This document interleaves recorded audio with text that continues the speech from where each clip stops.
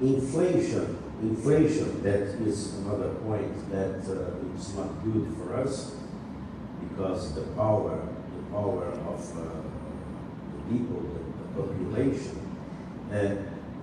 reached in 2015 11%. But now, after the new government, a lot of measures are being in process. The inflation is forecasted for this year in around 7%. This is the first good information for you. There is some interesting things over here, because pointing out, for one monetary unit that Brazil exports, Brazil imports 2.5 monetary units in chemicals. In other words, Brazil still remains as a country exporting products with low value. I think this is the Dutch disease that is in all over the Latin America. But as I saw in the morning, there is some different ideas, more friendly, to change this kind of portfolio that we have in Latin America, Brazil and all the Latin America. This is the expectation, the average of the market. Well, I'm going to show you later, because to next year we have 1.5 here, but IMF last week gave a forecast of around 1% positive in Brazil. This is another good information. Okay. Well, this time I decided to bring to you, trying to introduce the financial market, because when we discuss chemicals and petrochemicals, we have in Brazil, of course, as you know, there is a possibility to build 3 big complexes. But the first complex in Latin America that was built was in Mexico. There is a possibility in Argentina, but it was built in Mexico. Why? Why? Because the financial area knows to make some investment and know to put the money when the market is friendly. And this can explain to you the vision of the financial market. And this is a very important index.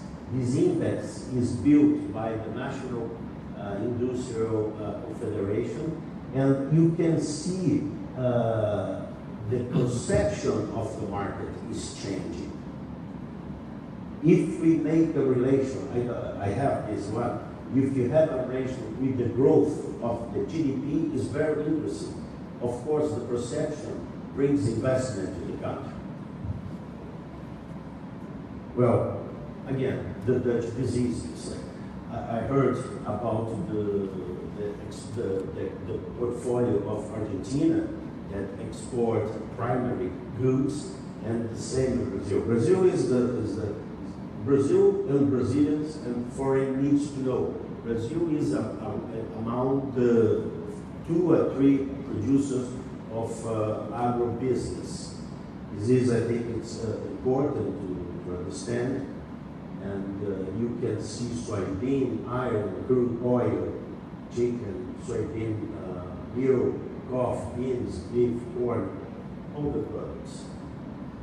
I think this can explain, again, what's happening in Brazil and what Brazil needs to change.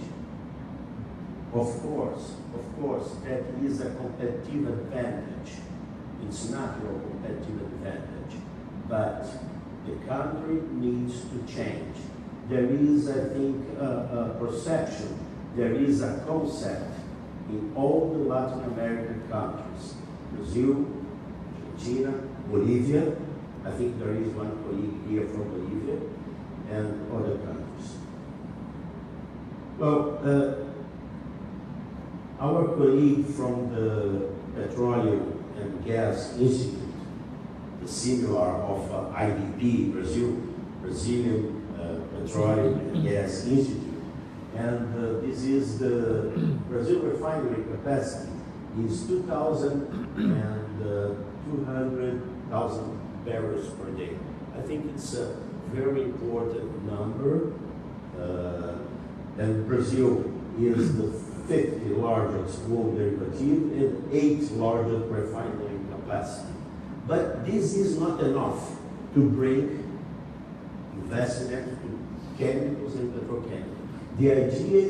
The idea and the question is why we have to bring investments, because we have the raw materials.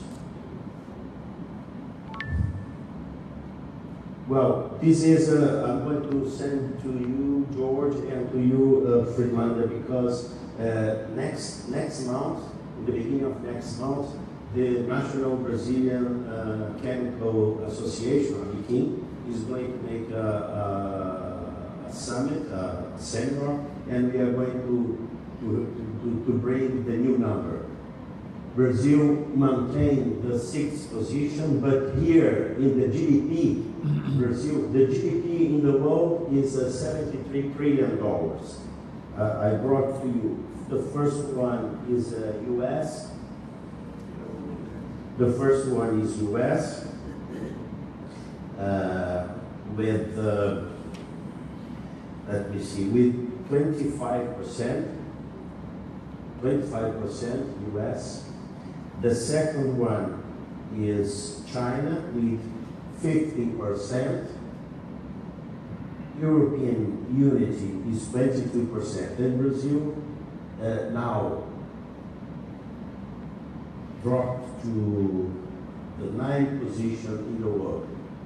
Italy, Russia, and these countries is very similar, but the new things here is the growth of India.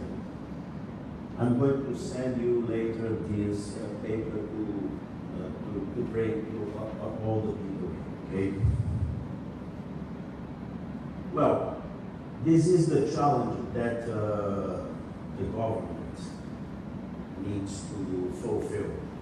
And this is very important for us to bring investments, again, to bring investments to petrochemicals and to the chemical industry. Fiscal governance and expenditure efficiency. This is for all the countries, not only for Brazil, in Latin America. Second point, increase the effectiveness monetary policy, because there is an imbalance in Brazil, terrible imbalance in Brazil. Productivity reform, labor reform, is very difficult now. After the first reform, we are facing the social reform in Brazil. We are discussing, Brazil is discussing, this is very important. We saw in that slide about the difference between costs, Brazil and other countries, Argentina and other countries, and in infrastructure. I think in infrastructure there is a very high opportunities to invest here.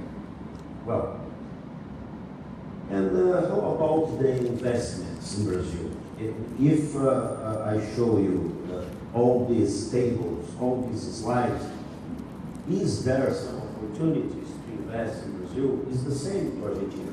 I said to the Secretary of Mining and Energy that the National Development Bank financed, sponsored a study trying to organize the possibilities. Well, the study of diversification, because diversification is the word of petrochemicals. We need to use this word. Otherwise, we are going to sell only oil and gas.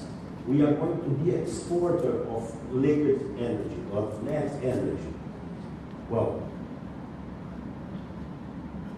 this is the study, opportunities to diversify the Brazilian chemical industry. Actions, tools for industrial policy sector. Well, of course, we have pre-salt area, is an area that is now around 40 to 45% of the supply in oil and gas in Brazil.